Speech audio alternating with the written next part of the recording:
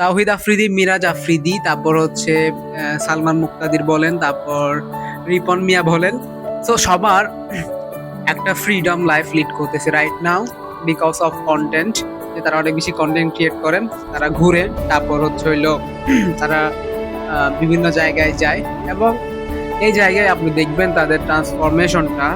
যারা হচ্ছে কন্টেন্ট বানায়, যারা হচ্ছে এই জায়গায় কাজ করে, তারা খুব দ্রুতই হচ্ছে আপনার তাদের ড্রিম লাইফ রিড করতে পারে। কারণ কারণ হচ্ছে মানুষজন এখন অনেক বেশি কন্টেন্ট দেখে, মানুষজন অনেক বেশি কন্টেন্ট দেখতে পছন্দ করে। সো এই জায়গায় ওরা তেমন একটা বেশি সময় ধরে কন্টেন্ট বানাচ্ছে এরকম না, জাস্ট 5-6 বছর অ্যারাউন্ড এরকম একটা time.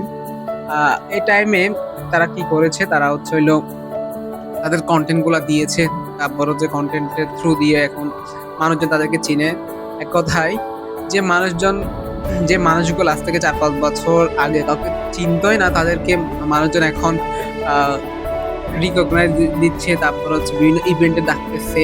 So power of content এবং তাদের কন্টেন্ট ক্রিয়েশন জার্নির জন্য তারা আজকে বলা যায় অনেকটা এগিয়ে গিয়েছে।